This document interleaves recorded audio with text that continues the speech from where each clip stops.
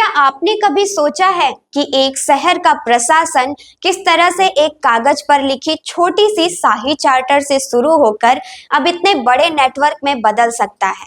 नहीं, तो चलिए मैं आपको एक ऐसे सफर पर ले चलती हूँ जिसकी शुरुआत 1688 में हुई थी और आज ये शहर भारत के सबसे बड़े नगर निगमों में से एक है।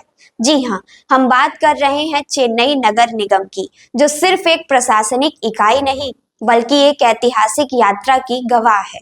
नमस्कार, मैं हूं कंचन। आप देख रहे हैं ऐतिहासिक किस्से कहानियों से जुड़ा ये प्रोग्राम दिन विशेष। आप देख रहे हैं जनदर्पण का खास प्रोग्राम दिन विशेष, अतीत की यात्रा।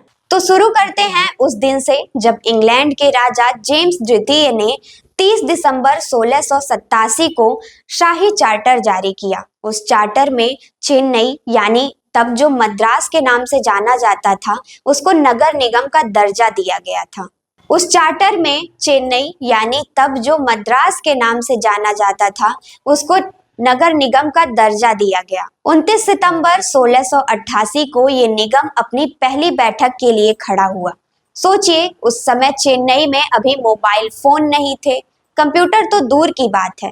फिर भी यहाँ की व्यवस्था इतनी शानदार थी कि ये पूरे ब्रिटिश साम्राज्य के बाहर सबसे पुराना निगम बन गया। शुरुआत में ये निगम सिर्फ शहर के छोटे मोटे मुद्दों को सुलझाता था, जैसे स्कूल बनवाना, टाउन हॉल बनवाना और सबसे जरूरी काम कर लगाना। इस दौरान महापौर एल्डरमन और बर्गेस की टीम मिलकर प्रशासन चलाती थी। लेकिन क्या ये सब इतना आसान था? बिल्कुल नहीं। जब शहर बढ़ने लगा और खर्चों की आंधी चलने लगी, तो मद्रास के गवर्नर ने इसे सुधारने की ठानी और निगम की भूमिका को और भी मजबूत किया। फिर 1792 में जब नगर पालिका कर का अधिकार मिला, तो निगम का कद और बढ़ गया। ये शहर के विकास का बड़ा हिस्सा बन गया। शहर के साथ मद्रास नगर निगम का आकार बढ़ा और धीरे धीरे ये प्रशासनिक सुधारों और नवाचारों का केंद्र बन गया। अब हम 1919 की ओर चलते हैं, जब एक और बड़ा बदलाव हुआ। निगम के एल्डरमन को पार्षद कहा गया और महापौर पद भी फिर से स्थापित किया गया।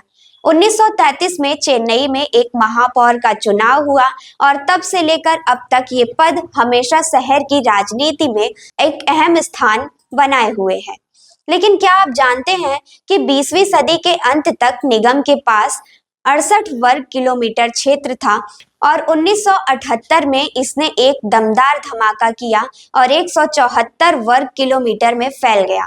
फिर 2011 में नगर निगम की सीमाओं का ऐतिहासिक विस्तार हुआ और अब ये 426 वर्ग किलोमीटर में फैल चुका है।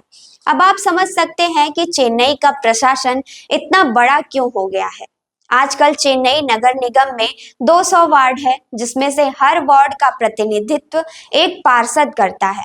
पार्षदों के चुनाव, महापौर का चुनाव और ये सब सटीक तरीके से होने वाले फैसले शहर के विकास को गति देते हैं। अब तो नगर निगम का बजट भी हजारों करोड़ों में पहुंच चुका है।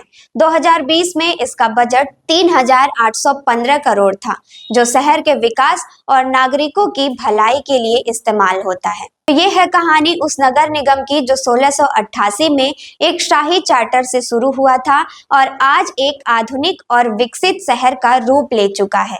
चेन्नई नगर निगम का इतिहास हमें ये सिखाता है कि अगर मेहनत और सही दिशा में प्रयास किया जाए तो कोई भी संस्था किसी भी मुश्किल समय से पार कर सकती है और दुनिया में सबसे बड़े नगर निगमों में शामिल हो सकती है।